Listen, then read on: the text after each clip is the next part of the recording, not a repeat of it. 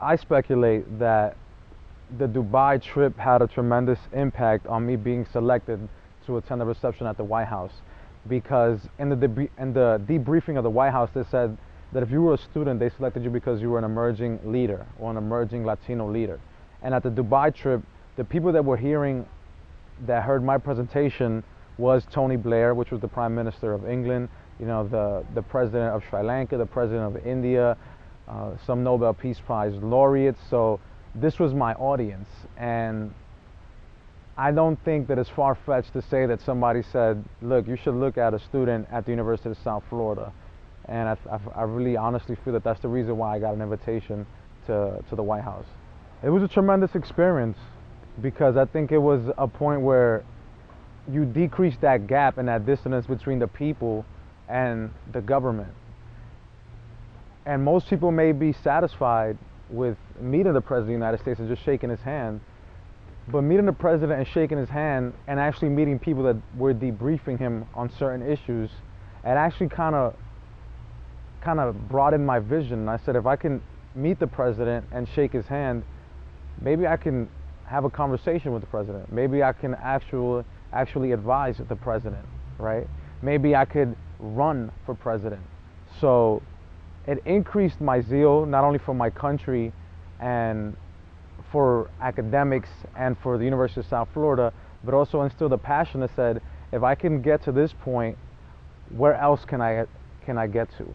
And also, other people that are seeing this and whoever see this interview can say, if Cesar was able to go and shake the President's hand, I can go and shake the President's hand, because there's absolutely no difference between me and any other student.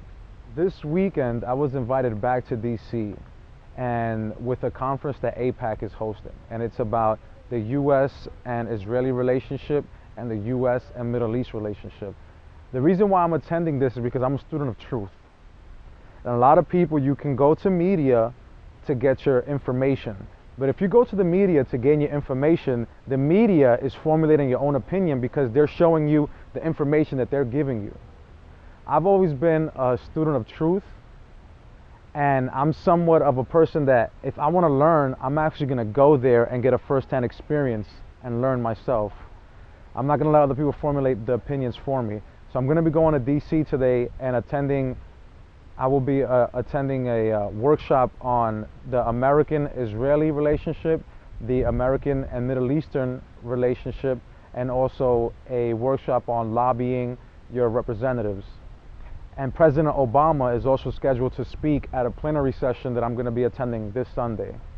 Yeah, just one thing that I just want to state to students or people that are watching this is, don't let other people formulate your own opinions, right? And don't be afraid to be great. If I'm able to do these things, it's only because of the grace of the people that were able to see a leadership in me in student government and elect me the president. It was those students. I owe it to those students, right? That actually believed in me. There's absolutely no difference between, say, me and anyone out here or any student here. If I can accomplish something, you could accomplish something greater, right? Even if you were to compare yourself to a person, that limits yourself because you're comparing yourself to that person and what they have done. But obviously, you want to be greater than that person.